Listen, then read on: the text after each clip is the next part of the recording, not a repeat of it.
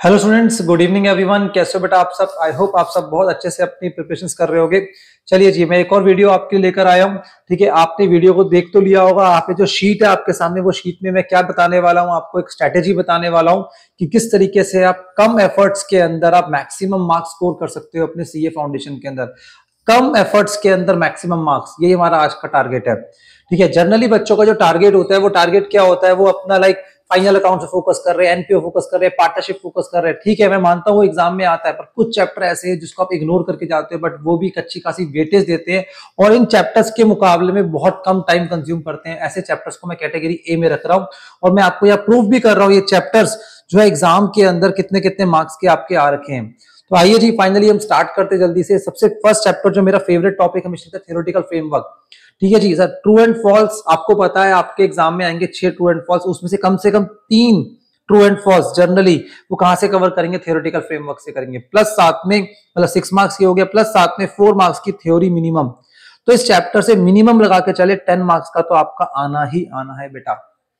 उसके बाद सेकंड जो टॉपिक आप सब बच्चे इग्नोर करते हो जनरली, या फिर लास्ट में करने की कोशिश करते हो, वो गलत करते हो। वो क्या? Shares chapter. ठीक है, शेयर चैप्टर एक ऐसा चैप्टर है जो एग्जाम के अंदर पिछले कुछ टाइम से 15 मार्क्स का आ रहा है और जर्नल एंट्रीज होती है। जर्नल एंट्रीज बहुत जल्दी आप सॉल्व कर लेते हो, जल्दी से आप कर लेते हो। प्लस साथ में मैं क्या देख रहा हूं यहाँ पे, हर बार क्या आ रहा है आपका 2 मार्क्स की थ्योरी भी आ रही है इस चैप्टर से। मतलब ये चैप्टर 17 मार्क्स की कवरेज दे रहा है। इतने कम टाइम में 17 मार्क्स आप स्कोर कर सकते हो। अगर आपकी कंपनी अकाउंट्स बड़ी स्ट्रांग है तो मैं उम्मीद करता हूं कि इस चैप्टर को आप अच्छे से करके जाओ। ठीक है, और यहाँ पे एक अच्छा गेन कर सकते हो। ठीक है, ये दोनों चैप्टर भी आपके अच्छे से हो गए, आपके 2 क्वेश्चन प्रिपेयर हो जाएंगे अच्छे से बेटा, मैं आपको अश्योर कर रहा हूँ। Question number 1 plus question number 5 या 6 में आपका कंपनी अकाउंट्स का क्वेश्चन होता है बेटा। ठीक है जी, उसके बाद रेक्टिफिकेशन ऑफ एरर्स वो टॉपिक है जो 10 मार्क्स का एग्जाम में जनरली आता है, पर पिछले कुछ टाइम से ढंग से वो कवरेज उन्होंने करी नहीं रेक्टिफिकेशन ऑफ एरर की। बट मुझे उम्मीद है मिनिमम 10 मार्क्स की एग्जाम में आपको देके जाएगा और इस बार 10 मार्क्स का क्वेश्चन रेक्टिफिकेशन ऑफ एरर से आना चाहिए। ठीक है जी, उसके बाद bill of exchange, sorry BRS. BRS में उम्मीद करता हूं 5 मार्क्स का क्वेश्चन है, बट बीआरएस का बेस्ट पार्ट पता है क्या? बहुत सिंपल क्वेश्चन होता है। आपको पता है यहाँ पे आपने कोई ज्यादा कैलकुलेशंस नहीं करनी, सिर्फ आपको ट्रांजेक्शंस रीड करके प्लस करना या माइनस करना होता है। तो यहाँ पे टाइम कंजम्पशन उतनी ज्यादा लगती नहीं है। Same with the rectification of error में भी ऐसा ही होता है मेरे बच्चे। ठीक है, उसके बाद बिल ऑफ एक्सचेंज की बात करेंगे। ये भी जर्नल एंट्रीज है। अगर आप देखो, एक बार तो एग्जाम में 15 मार्क्स का आ चुका है, बट स्टिल मैं इसको 5 मार्क्स तक का एक्सपेक्टेशन रख रहा हूं। ठीक है जी, उसके बाद डेप्रीशिएशन। आप देखो कभी कभी बीच में ये 10 मार्क्स का एग्जाम में आ रखा है। ये टॉपिक इतना टफ होता नहीं है, क्वेश्चन इतना टफ होता नहीं। जनरली आप ढंग से प्रिपेयर्ड हो तो रेक्टिफिकेशन ऑफ एरर, सॉरी आपका डेप्रीशिएशन आप आराम से अटेम्प्ट कर सकते हो वहां पर। ठीक है जी, उसके बाद अकाउंटिंग प्रोसेस। बच्चा सोचता है ये छोड़ के चले जाए, इसमें तो कुछ होना नहीं है। ठीक है, बट आप सोचो बेटा, हर बार इसमें से 5 मार्क्स का तो मिनिमम, 5 तो छोड़ो, आप देखो अप्रोक्सीमेटली 10 मार्क्स की कवरेज दे रहा है ये। और ये चैप्टर्स आप देखो, ध्यान से देखो इन चैप्टर्स को। पहले एक कैटेगरी के चैप्टर जो मैंने बनाए इनको ध्यान से देखो, दैट इज थ्योरेटिकल फ्रेमवर्क। ज्यादा टाइम कंज्यूमिंग नहीं है बेटा, ट्रू एंड फॉल्स अच्छे से कर लो इसके, प्लस कुछ स्टडी मैट के लास्ट के क्वेश्चन दे रखे होते हैं, थ्योरी क्वेश्चंस, उनको पढ़ के चले जाओ। बाकी मैंने आप सबको पीडीएफ प्रोवाइड कर रखी है। अगर आप में से कोई बच्चा भी वीडियो देख रहा है, उसको पीडीएफ चाहिए हो, ठीक है, वो डायरेक्टली मुझे कमेंट सेक्शन में बताएगा, मैं आपको पीडीएफ प्रोवाइड कर दूंगा उसकी बेटा। Apart from that company accounts मैंने फिर बोला, आप अच्छे से प्रिपेयर करो, आपका 17 मार्क्स। ठीक है, यहाँ पे 10 मार्क्स, 17 मार्क्स और ये 10 मार्क्स, आप देखो इसी में ही लगभग आपके 40 मार्क्स बन चुके हैं।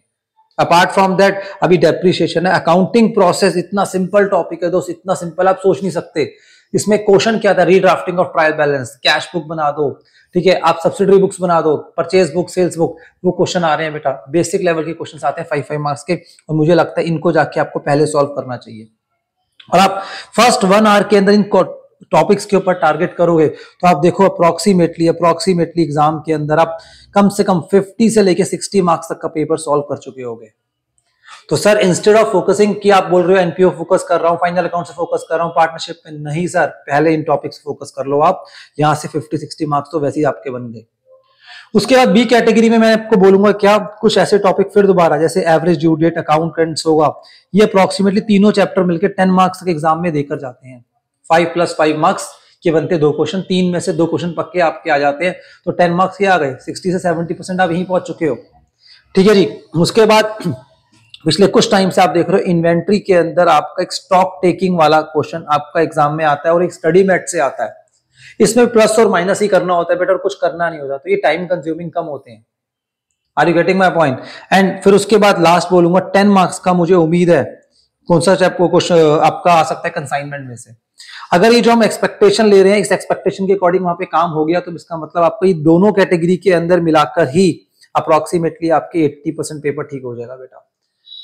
और ये जो मैंने सीरीज बनाई है, सीक्वेंस दिया है ना, सीक्वेंस क्या है, जो क्वेश्चंस बहुत जल्दी सॉल्व होंगे उनके अकॉर्डिंग। तो ए कैटेगरी मतलब वो चैप्टर्स हैं जो चैप्टर्स आपके एग्जाम में अगर आप अटेम्प्ट करते हो, ये जर्नली क्या है, जर्नल एंट्री बेस्ड है, तो ये जल्दी सॉल्व होंगे और आपको कम टाइम में ज्यादा आउटपुट दे सकते हैं।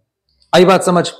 उसके बाद सी कैटेगरी आपको पता है, बताने वाली बात नहीं, जिस पे आप फोकस करते हो, बट मैं उसको लास्ट में रख रहा हूँ, ठीक है। मार्क्स बड़े अच्छे हैं इनके, 40-45 एवरेज 40 मार्क्स बोल सकते हैं इनमें से, बट स्टिल मैं आपको क्या बोलूंगा, इन पे कम फोकस करके आप पहली दो कैटेगरी पे ज्यादा फोकस करो, जिसमें से मैंने ये कुछ फेवरेट टॉपिक्स अपने निकाल के दिए हैं आपको। इन टॉपिक्स पे फोकस करो, मुझे उम्मीद है कम से कम 50 मार्क्स तक का पेपर इन टॉपिक्स में से आएगा। बाकी ज्यादा आ जाए 60-70 का आगे, वहां पे तो आपकी टेंशन फ्री हो गई।